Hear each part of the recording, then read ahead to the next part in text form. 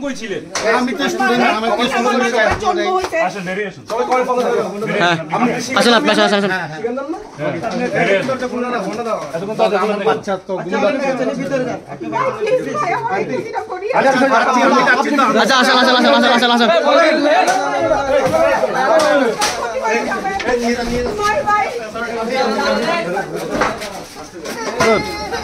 এই তোমার ভিতরে যাও এই বাবু এই এই ভিতরে কেউ আছে দেখো এই চলে আসো চলে আসো এই চলে আসো এই কান্না কান্না কান্না করে না এই ইয়া আজান চল ওরে বাপ রে পুরো ভাঙি ফেলছে আর ভাই না না এখানে ভিতরে কেউ নেই চলো এই ইয়া আলম ভাই আলম আমার খালু তলা চলে চেক করতেছি ভিতরে থাকবে না না কিছু থাকবে না এখানে বক্স কাট তো আচ্ছা তেল আর কি আছে পদ্ম চলো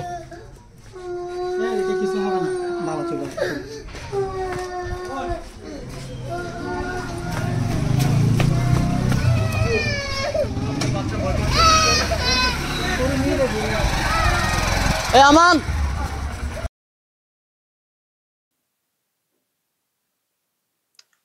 দর্শক এই ভিডিও ভাইরাল হয়েছে, আমার কাছেও এসছে। একটা পুলিশি অভিযান, যেটা বুঝতে পারছেন, বাংলাদেশের বাড়ির লোককে নিয়ে টেনে নিয়ে চলে যাওয়া হলো, বাচ্চাদের কান্নাকাটি, তারপর বাড়ির ভিতরেও আরো কিছু খোঁজাখুঁজি, ছোট বাচ্চা কোলে দেখলেন উনি মহিলা বলছিলেন ছোট বাচ্চা, মানে সমস্যা হয়ে যাবে।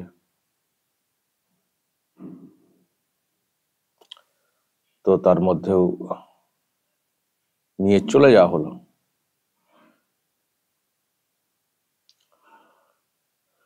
দর্শক যারা বাংলাদেশের আছেন তারা একটু মানে কনফার্ম করে বলতে পারবেন বিষয়টা কি, কিন্তু আমি সোশ্যাল মিডিয়ার মাধ্যমে যেটা জানতে পারছি সেটা হচ্ছে যে ওখানকার যে পার্টি আওয়ামী লীগ, শেখ হাসিনার যে দল, সেই পন্থী যারা, তাদেরকে নাকি এইভাবে সব ধরপাকড় করা হচ্ছে। তাদেরকে দেশের বিভিন্ন প্রান্তে আওয়ামী লীগ পন্থীদেরকে ধরপাকড় চলছে। আর আপনারা জানেন যে অপারেশন ডেভিল হান্ট বলে একটা সার্চ অপারেশন চালাচ্ছে ওখানকার সরকার। গাজীপুরে যে ঘটনা ঘটেছে এবং তারপরে ওই যে আরেকজনের বাড়িতে হামলা করতে গিয়ে ধরা পড়ে যাওয়া, মারধর খাওয়া, খুব গায়ে লেগেছে তাতে সরকার পক্ষেরও। তারপর দেখছি যে এইসব শুরু করেছে আর কি অপারেশন ডেভিল হান্ট, এবং সেখানে অনেককে ধরা হচ্ছে। এবং ধরা হচ্ছে বলতে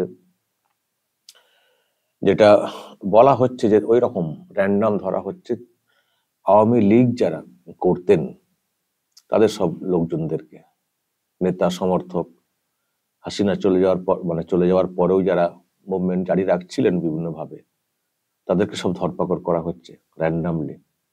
মানে আওয়ামী লীগ যারা করেন তারাই ডেভিল। অন্যদিকে আরো চুরি লুটপাট, তাদেরকে ধরপাকড় হচ্ছে না। ধরপাকড় একটাই হচ্ছে আওয়ামী লীগ পন্থীদের, এবং তার একটাই কারণ রাস্তাকে পরিষ্কার করা। আওয়ামী লীগ আতঙ্ক এখনো আছে, রাস্তাকে পরিষ্কার করে তারা ফাঁকা মাঠে জয়লাভ করে আবার নতুন করে ক্ষমতায় তারা আসবেন, সেই জন্য ময়দান পরিষ্কার করা। কারণ ওখানে আওয়ামী লীগ আবার নতুন করে জায়গা তৈরি করছিল। আর হচ্ছে যে দলটাকে নিষিদ্ধ করা, এটার একটা ব্যাপার। সেই জন্য দেখছেন মুজিবুর রহমানের বাড়ির নিচে কি আয়নাঘর নাকি পাওয়া গেছে। মুজিবুর রহমানের বাড়ি ওইরকম একটা জায়গা, মানে তার নিচে আয়নাঘরে রেখে কি মেরে ফেলা নাকি মাগুর মাছের মানে চাষ করা হয়েছিল মাগুর মাছ, মানে বডিকে খাওয়ানোর জন্য। গল্পগুলো বলা হচ্ছে বটে, আমার খুব একটা বিশ্বাসযোগ্য মনে হচ্ছে না। যারা লিডার, কখনো তাদের বাড়ির কাছাকাছি এতে রাখবেন? যারা লিডার, একটা সে নিজস্ব বাড়ি হোক বা কোনো স্মৃতিসৌধ হোক বা হেরিটেজ বাড়ি হোক, কখনো তার নিচে এই ধরনের অপকর্ম, অপকর্ম তো আয়নাঘর মানে বিনা বিচারে আটকে রেখে মেরে ফেলা। এই যে বলা হচ্ছে আয়নাঘর আয়নাঘর আয়নাঘর আয়নাঘর, ওই রকম জায়গায় কেউ রাখবেন? এত বোকা কেউ আছেন? আর যারা দেখবেন লিডার টাইপের, যদি কেউ কোথাও কোনো অন্যায়ও করে থাকেন, দেখবেন সবসময় নিজের বাড়ি নিজের এলাকা বাঁচিয়ে ওনারা কিন্তু কাজ করেন, যারা অন্যায় করেন। এত বোকা যে নিচে আয়নাঘর। তো এখন তো সেটা নিয়ে খুব চলছে, আপনারা দেখছেন। সেটা সত্য না মিথ্যা, নাকি প্লট করা সাজানো যাতে করে আওয়ামী লীগকে ব্যান করা যায়, এইসব কারণ দেখিয়ে, জানি না সেটা। আর কে সত্য কথা বলছে, মানে বলবে, কি তদন্ত হচ্ছে, কি হচ্ছে, কিছু কি আপনারা ভালো করে জানতে পারছেন? আর এখনকার মিডিয়ার তো খবর আপনারা দেখছেন, মিডিয়াতে দেখছি ওখানকার মিডিয়া বা ওখানকার সরকার খুব মানে বলে বেড়াচ্ছে কি রাষ্ট্রপুঞ্জ নাকি হাসিনার সব ফল ধরেছে, হাসিনার আমলে অমানবিক সব ঘটনা ঘটতো, এইসব ফল্ট, গুম হওয়া, এই হওয়া, এইসব ফল্ট নাকি রাষ্ট্রপুঞ্জের রিপোর্টে প্রকাশ পেয়েছে। খুব বড় বড় করে ওখানকার মিডিয়া লিখছে, বলছে, আর সরকার বলছে। কিন্তু ওখানকার মিডিয়া এইগুলো হাইলাইট করেনি যে হাসিনা পরবর্তী বাংলাদেশ নিয়েও উদ্বেগ রাষ্ট্রপুঞ্জের। দেখুন এইসব নিয়ে ওখানে হাইলাইট ব্যাপারটা নেই, যে হাসিনা তো চলে এসছেন 5 আগস্ট, তারপরেও ওখানে যেসব অমানবিক ঘটনা ঘটেছে, অমানবিক ঘটনা ঘটেছে, ঘটে চলেছে, সেই সব বিষয়েও রাষ্ট্রপুঞ্জের রিপোর্টে বলা হয়েছে। হাসিনা পরবর্তী কিন্তু বলা হয়েছে ওখানে যেসব ঘটনা ঘটেছে, ঘটছে, সেই সব কথা হাইলাইট করা এখনো হচ্ছে না, শুধু বলছে যে হাসিনার আমলে হয়েছে। তো এখন ব্যাপারটা হচ্ছে, আমি জানি না এখনই বলা হবে যে আপনার এটাকে ধরে কষ্ট হচ্ছে। হ্যাঁ, অবশ্যই কষ্ট হচ্ছে, বাচ্চাদের কান্না, কষ্ট লাগে। আর এই ধরপাকড়ের ক্ষেত্রে আমরা জানি নিরীহ মানুষকে ধরলে পরিবারের লোক কতটা কষ্ট পায়। আমি নিজেকে দিয়ে বিচার করছি, আমাকে যখন ধরে নিয়ে যাওয়া হয়েছিল, আমার বাচ্চাদের একই কষ্ট হয়েছিল, এবং আমি ফিল করেছিলাম থানাতে, জেলেতে, যে নিরীহ মানুষদেরকে, যারা কোনো মানে অপরাধী নন, যারা মানে অপরাধমূলক কাজকর্মে যারা যুক্ত নন, শুধুমাত্র পলিটিক্যালি ফাঁসিয়ে দেওয়া, এবং ওই ছেলে মেয়ে কারো কথা না ভেবে জোর করে তুলে আনা, এবং সেই সময় ছেলে মেয়েদের ভিতরে যে কষ্টটা আমি ফিল করি, যারা জেলে গেছেন তারা ফিল করবেন আরো বেশি করে, কারণ তাদের পরিবারের প্রতি কষ্টটা অনেক বেশি তারা বুঝতে পারেন। আমি নিজে বুঝতে পারতাম, আমি জেলা থেকে বাচ্চা দুটো বাইরে যখন ছিল, মানে বাড়িতে। তো যাই হোক, এগুলো দেখলে সত্যি কষ্ট হয়, বাচ্চাদের কান্না দেখে কষ্ট হয়, আমার নিজের কথা মনে পড়ে যায়। এখন দেখুন, অপরাধী যদি কেউ হয়ে থাকে, তাদের সেক্ষেত্রে তো বাচ্চা বলে তো আর তাকে মাফ করে দেওয়া হবে সেটা তো না। কেউ অপরাধ করলে তার বাচ্চাদের কষ্ট অবশ্যই হবে, কিন্তু আইন তো সেটাকে অ্যালাউ করবে না মাফ করে দেওয়া বাচ্চার জন্য। কিন্তু যদি নিরপরাধ ব্যক্তি হয়ে থাকেন, শুধুমাত্র পলিটিক্যাল পার্টি করার জন্য যদি ধরপাকড় হয়, সেটা তো ভালো না। সেটা তো ঠিক, সেটা তো মানবিকতা, মানবতা সেটা তো লঙ্ঘন করে। আমার এখানে যেটা আমি শুনছি ওখান থেকে, আমি কনফার্ম করতে পারছি না, আমি যেহেতু একটা দূরে থাকি এই বঙ্গে, যে ওই আওয়ামী লীগ করেন, সেই জন্য সব চলছে ধরপাকড় গোটা দেশ জুড়ে। তো যদি দল করার জন্য এইভাবে করা, আর একটা শুনেছি তখনকার যিনি কি আইন মন্ত্রকের উপদেষ্টা রয়েছেন, উনি বলেছেন জামিন না সহজে হয়, তার মানে এটুকু পরিষ্কার দীর্ঘদিন আটকে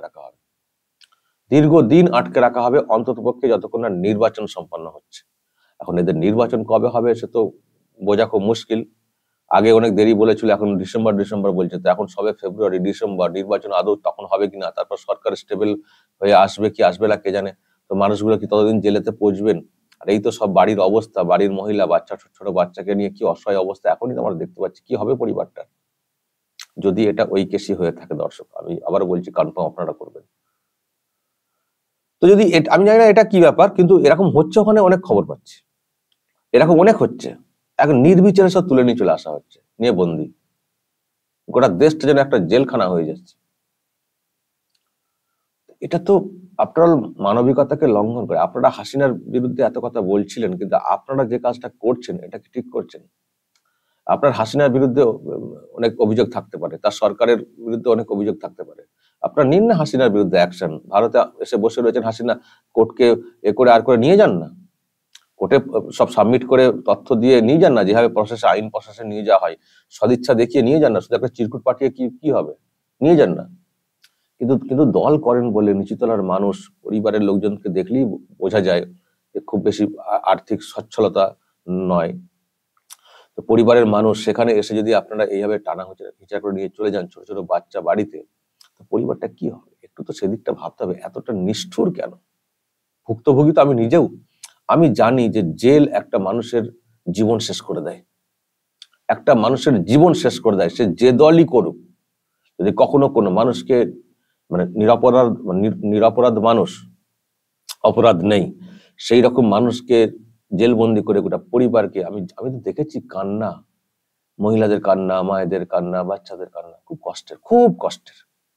আর এই কান্না যখন দেখা করতে যাই, অনেক সময় হয় না, জেলে যারা থাকেন তাদেরকে দেখা করতে হয়, মিট করতে দেয়, ওই জানালার এপার ওপার বড় বড় রড, প্রকাশ্যে আসতে দেওয়া যাবে না। তো যারা বাড়ির লোকেরা যারা দেখা করতে যান জেলে, কেউ তো ভালোভাবে কথা বলতে পারেন না, সবাই তো কাঁদেন, বেশিরভাগ লোক কাঁদেন, মানে যারা আসেন তারাও কাঁদেন, মহিলারা তাদেরকে দেখে এরাও কাঁদেন। আর আমি দেখেছি, যেহেতু জেলে ছিলাম, যখন দেখা করে মহিলারা চলে গেলেন বাড়ি, ওখান থেকে যখন জেলের ছেলে ফিরে আসছেন বন্দি, আরো বেশি কাঁদেন, তখন আবার অন্যরা সান্ত্বনা দেন। এটাই হচ্ছে জেলের দৃশ্য। অপরাধ করলে তার বিরুদ্ধে অ্যাকশন হবে, নো প্রবলেম, কিন্তু মানে একটা অন্য কোনো ছোট দেখিয়ে, একটা কোনো অজুহাত দেখিয়ে বন্দি করে নেওয়া, তাদের পলিটিক্যাল পারপাসকে করার জন্য, খুবই অমানবিক ব্যাপার। তো এই ধরনের অমানবিক ঘটনা এখন প্রচুর চলছে বাংলাদেশ জুড়ে, এটা খবর পাচ্ছি, ভালো লাগছে না, এটুকু বলতে পারি। বাচ্চাদের এগুলো দেখে খুব কষ্ট লাগে। দর্শক বলবেন যদি আপনাদের কিছু বলার থাকে এই নিয়ে, অবশ্যই বলবেন কমেন্ট বক্সে। নজর রাখবেন আরামবাগ টিভিতে।